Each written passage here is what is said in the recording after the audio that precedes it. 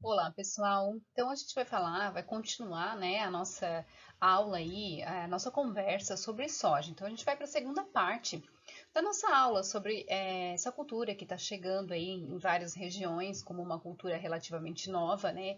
Embora a gente saiba que alguns produtores já estão há algum tempo implantando, testando, né? Mas para a maioria das pessoas ainda é considerada uma cultura bastante nova e por isso gera bastante dúvidas.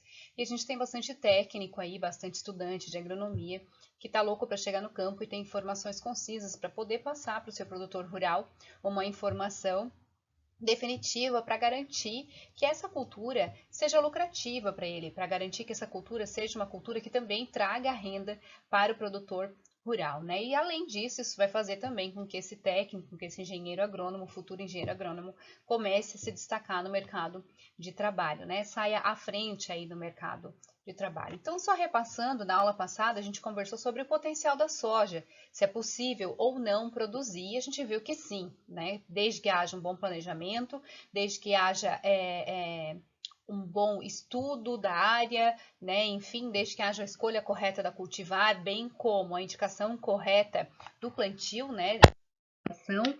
Ela é sim muito viável, pode trazer uma lucratividade bem significativa, né?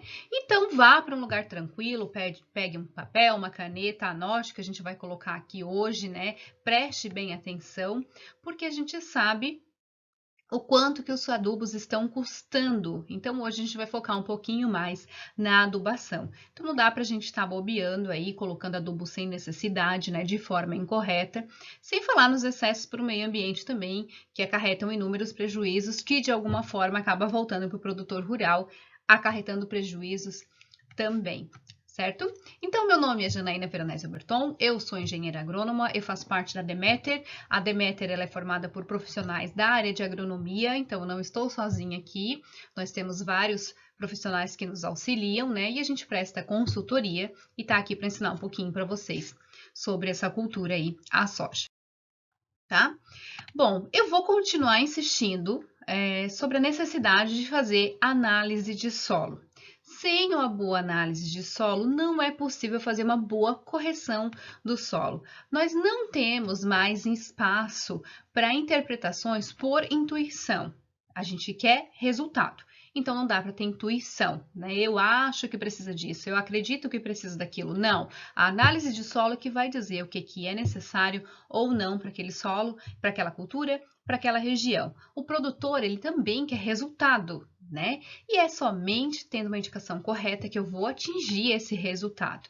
Então, não esqueça de continuar sempre conservando o solo. Nada vai resolver se eu esgotar aquele solo e depois eu vou abandonar aquele solo. Então, eu fui lá, fiz a correção, deixei tudo ok para minha cultura de soja, plantei a soja ou qualquer outra cultura, depois eu retirei lá do solo e eu abandonei aquela área e eu vou colocar uma nova cultura sem fazer novamente uma análise, sem fazer as adubações corretas, o manejo correto, sem conservar aquele solo. Então lembrem-se que o solo ele vira assim deserto nutricional.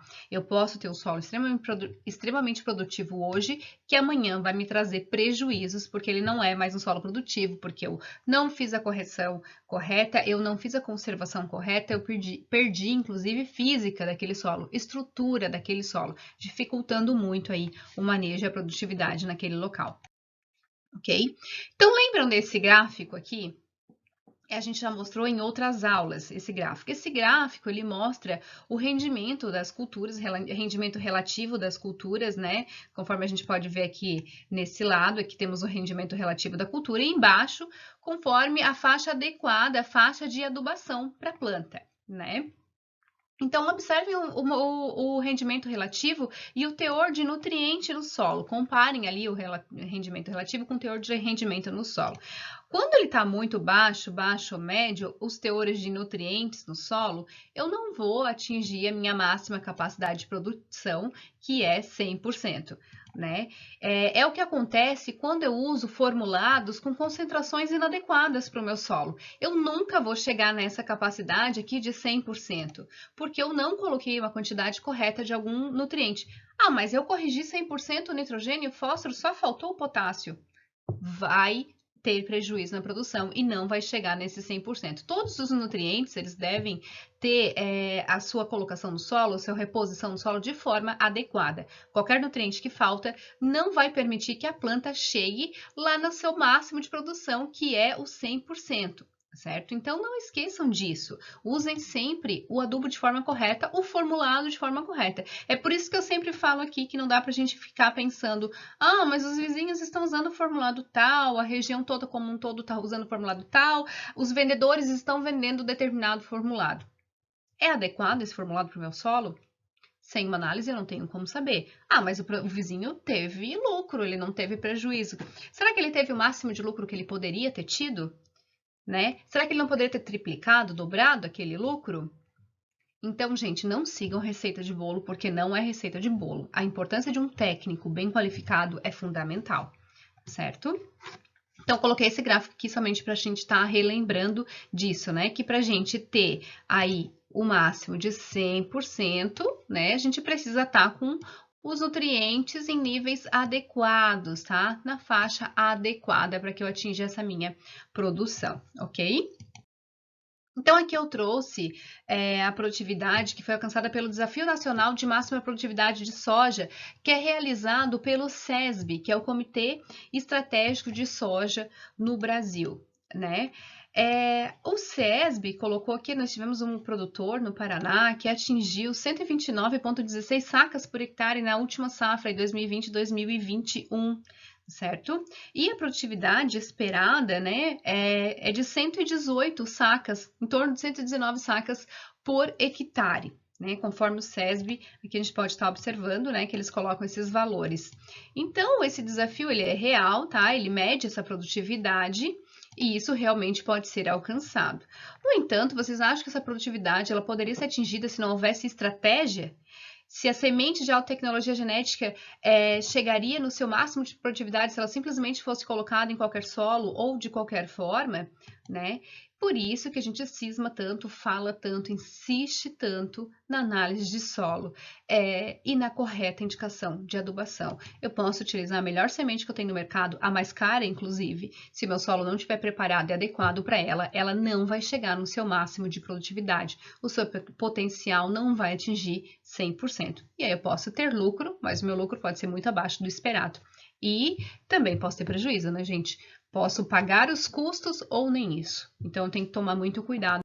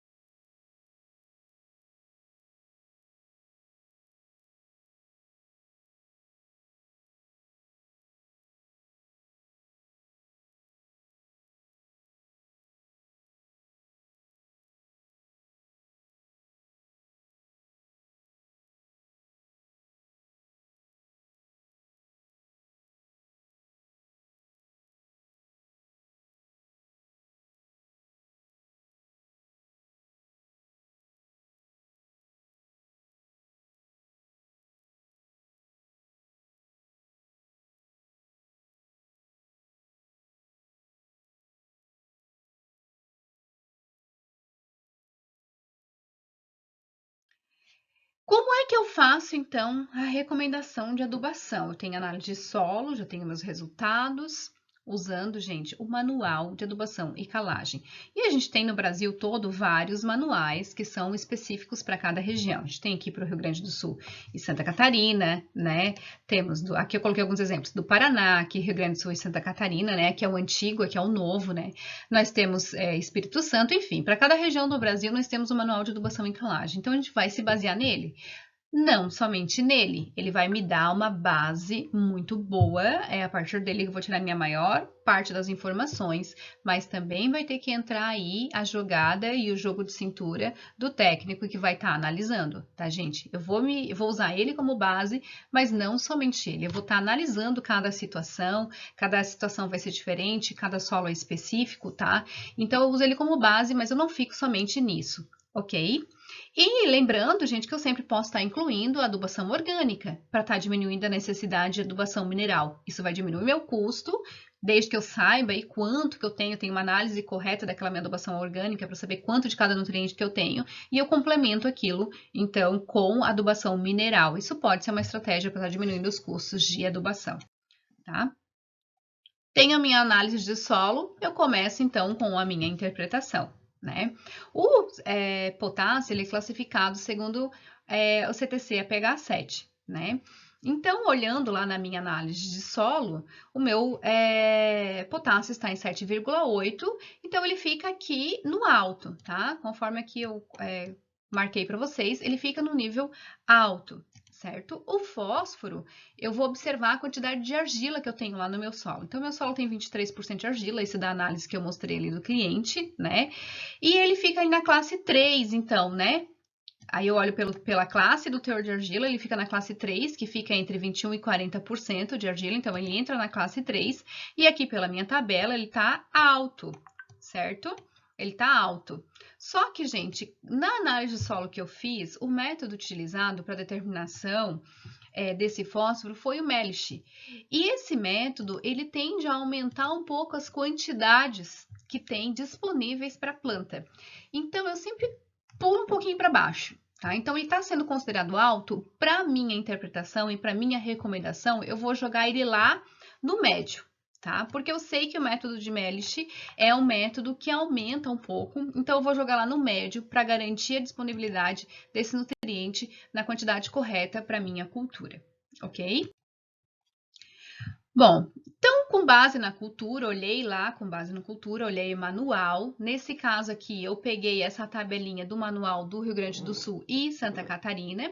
Eu vou ter a minha tabela indicativa, né? Da quantidade de adubo que eu vou estar utilizando aqui, da quantidade de fósforo e da quantidade de potássio, né? Eu vou lá olhar a minha tabelinha indicativa, certo?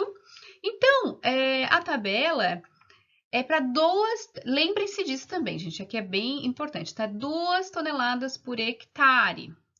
Essa tabela traz uma expectativa de rendimento para 2 toneladas por hectare. Então, eu vou ver quanto que eu vou ter de expectativa aí de tonelada por hectare. A gente pode chegar a umas 5 toneladas, mas eu vou jogar abaixo, tá? Vou trabalhar aqui com 4 toneladas por hectare.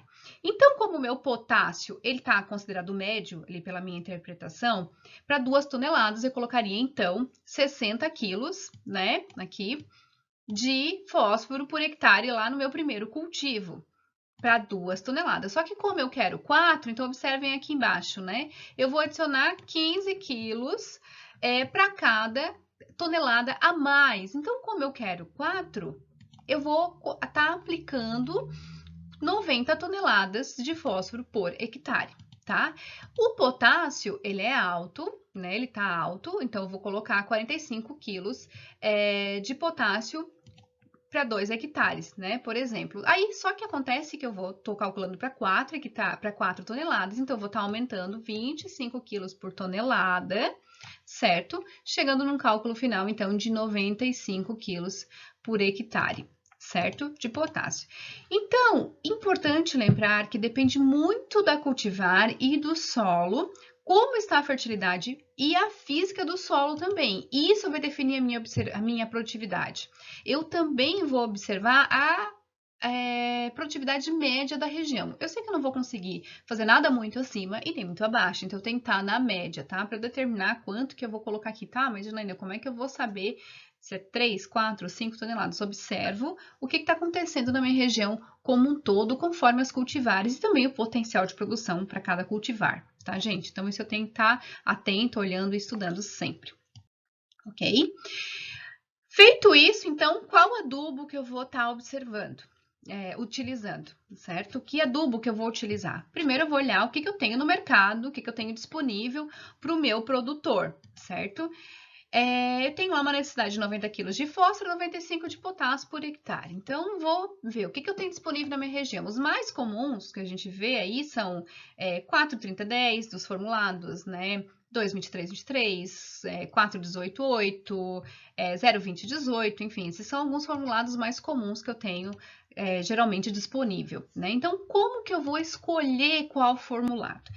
Existe um cálculo para eu escolher a fórmula do formulado. Muitos técnicos não gostam de utilizar esse cálculo, vão mais pela experiência. A experiência, com certeza, auxilia bastante. No entanto, eu gosto de estar utilizando o cálculo porque segurança no que você está recomendando. Garantia naquilo que você está recomendando. Se o cálculo existe, é porque o cálculo ele é necessário, tá? Claro que com o tempo você vai adquirir uma experiência e aquilo vai te auxiliar, vai fazer com que você tenha essa determinação de forma muito mais fácil, mais rápida, mas a segurança garante o resultado, tá, gente? Mas aqui eu não vou ficar falando sobre esse cálculo, porque isso é um assunto para uma outra aula, para um outro encontro que demora um pouquinho. A gente vai estar mais utilizando a experiência aqui. Então, vamos falar um pouco mais da experiência. Como que eu faria, né? Então, eu vou lá, estou precisando de 90 de fósforo e 95 de potássio, né? Então, eu vou olhar os meus formulados e ver qual que me daria mais essa quantidade. Aqui estou com uma quantidade muito parecida de fósforo e potássio. Então, se eu olhar aqui o 4,30,10, por exemplo, ele tem muito mais fósforo do que potássio, não é o caso. A mesma coisa aqui no 18,8, a mesma coisa no 20,15, chega perto, 20,18 chega perto, mas, né, eu vou estar utilizando, eu optei aqui pelo 2,23,23. Eu acho que para minha realidade aqui, ele é um adubo interessante, certo? Então, eu vou pegar e vou fazer o cálculo a partir do 2,23,23. Então, fazendo o cálculo, preciso de 90 kg de fósforo, vou chegar a um cálculo aí dividindo por 0,23, que é a quantidade que eu tenho de fósforo naquele formulado, né? Uma necessidade de 391 quilos por hectare de fósforo para eu estar, desse formulado, né? Para eu estar suprindo essa necessidade de fósforo. A partir disso, eu calculo quanto que ele vai estar me suprindo de potássio para ver se realmente vai estar dando certo. Então, eu arredondei aqui para 400 quilos, de 391 fomos para 400 quilos, para facilitar, inclusive, a aplicação depois lá no campo, o cálculo para o meu produtor, né? E ele vai estar me dando aí 92 quilos por hectare de potássio. Eu preciso de 95, tá um pouco abaixo, certo? No entanto, como eu já falei para vocês, a gente vai fazer acompanhamento desse solo. Vai ser uma correção contínua desse solo, não vai ser feito somente a correção agora e o solo será abandonado. Então, para esse momento, esses 92 vão suprir a minha necessidade, apesar de estar faltando um pouquinho lá para eu chegar no 95, mas para esse momento tá ok, isso não vai fazer diferença para queda de produtividade agora, ok? E se eu não usasse formulado, eu também posso estar utilizando os adubos simples que eu tenho no mercado. Não preciso necessariamente estar só utilizando o formulado, né?